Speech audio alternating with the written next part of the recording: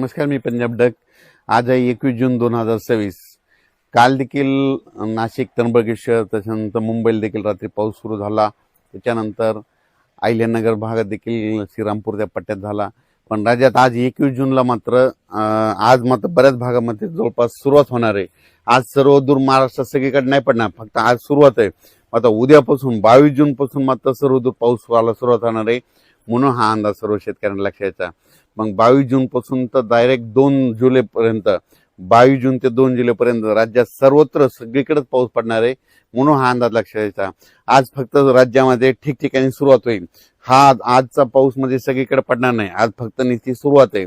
पण उद्या 22 तारखेपासून राज्यात सगळीकडे पाऊस पसरायला सुरुवात होईल. राज्यात सर्व दूर मात्र उद्या रात्रीपर्यंत बऱ्याच भागामध्ये कव्हर करून जाईल. 23ला आणखीन संपूर्ण व्यापून टाकेल. राज्यात पेरणीयोग्य पाऊस मध्ये ह्या सुरुवात होणार आहे उद्यापासून. म्हणून ही अंदाज सर्व शेतकऱ्यांना लक्षात यायचा. म्हणजे सांगायचं झालं तर आज फक्त निश्चित सुरुवात आहे. आज सुरुवात झाल्या सगळीकडे पडत नसतं. फक्त उद्यापासून मात्र 22 पासून मात्र तर 2 जुलैपर्यंत मात्र राज्यात सगळीकडे पाऊस पडणार आहे. म्हणून शेतकऱ्यांना एक सांगू इच्छितो की पेरणी करत असताना जमिनीमध्ये ईदभर ओल गेली तरच पेरणीचा निर्णय घ्यावा. म्हणून हे देखील सर्व शेतकऱ्यांना लक्षात घ्यायचं. काल देखील पाऊस म्हणजे त्र्यंबकेश्वर, नाशिक त्या पट्ट्यामध्ये पाऊस झाला. त्याच्यानंतर सिन्नरकडे झाला. त्याच्यानंतर अहिल्यानगरकडं श्रीरामपूर पट्ट्यात झाला. त्याच्यानंतर मुंबईला देखील पडला. कोकणात देखील बऱ्याच ठिकाणी चालू होता. त्याच्यानंतर बीड जिल्ह्यात तुरळक काही ठिकाणी पडला. इकडं नांदेडकडं, धर्माबादच्या पलीकडे तेलंगणाकडे पडला. म्हणजे गडचिरोली त्या पट्ट्यात देखील थोडाफार झाला. म्हणजे काल थोडी वाढला. आजपासून जरा जास्त प्रमाण वाढणार आहे. म्हणजे आजपासून म्हणजे सुरुवात जास्त आहे, पण उद्यापासून मात्र राज्यात सर्वत्र पाऊस येणार आहे. म्हणून हा अंदाज लक्षात यायचा आणि आपण आपल्या पेरणीचं नियोजन करायचं. आणि राज्यातल्या सर्व शेतकऱ्याला सांगू इच्छितो की म्हणजे आता म्हणजे 21 जून ते 2 जुलैच्या दरम्यान राज्यात सगळीकडे पाऊस पडणार आहे आणि सगळ्या शेतकऱ्याची पेरणी सुरू होईल. पण परत शेतकऱ्यासाठी एक आनंदाची बातमी.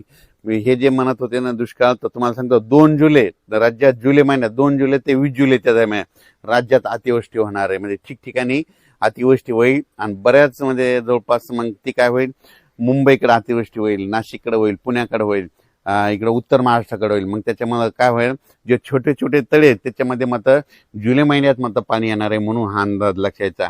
जायकवाडीचे जे लाभ क्षेत्राचे उत्सव आले ते सुद्धा आनंदाची बातमी. जुलै महिन्यात काय होणार आहे, नाशिक, उत्तर महाराष्ट्राकडे जोरदार मुसळधार अतिवृष्टी होणार आहे. त्याचं पाणी गोदावरीला येणार आहे. मग त्याच्यानंतर धरणामध्ये आवक यायला थोडीफार सुरुवात होईल. म्हणून हे ऊस शेतकऱ्यासाठी आनंदाची बातमी. म्हणजे जुलै महिना शेतकऱ्यासाठी सगळ्यात फायद्याचा ठरणार आहे. म्हणून हा अंदाज सर्व शेतकऱ्यांनी लक्षात यायचा. आजपासून राज्यात निश्चित पावसाला सुरुवात होणार आहे, पण 22 पासून राज्यात सगळीकडे पावसाला संपूर्ण महाराष्ट्रामध्ये पाऊस दाखल होईल. 23ला सगळ्या जवळपास बऱ्याच भागात दाखल झालेला असेल. 24ला सगळीकडे पडलेला असेल. 25-26ला शेतकऱ्याच्या पेरण्या लागवडी सुरू होतील. म्हणून हा अंदाज लक्षात यायचा. अचानक वातावरणात बदल झाला. पेरणी करताना सगळ्यात महत्वाची घ्यायची काळजी, पाऊस पडल्याच्या नंतर सकाळी सकाळी शेतात जायचं. जर 4 बोट ओला असेल तर पेरायचं नाही, 6 बोट असेल तरी नाही पेरायचं. चांगली ईदभर ओल असेल तर तुम्ही पेरू शकता, कारण की राज्यामध्ये चांगला पेरणीयोग्य म्हणजे पाऊस पडणार आहे. काय होतं, पेरल्याच्या नंतर सरासरी पाऊस उघडत आहे, पण यावेळेस तसं होणार नाही. 22 जूनला सुरू होईल पाऊस, तर मग डायरेक्ट 2 जुलैपर्यंत दररोज एक दिवस इकडे एक दिवस इकडे असं कधी सगळ्या भागात पडणार आहे. म्हणून यावर्षी आता हे शेवटच्या आठवड्यात पेरणीचं देखील चांगलं पोषक वातावरण राहणार आहे. म्हणून पेरणीची देखील सगळ्यांनी तयारी ठेवा. धन्यवाद.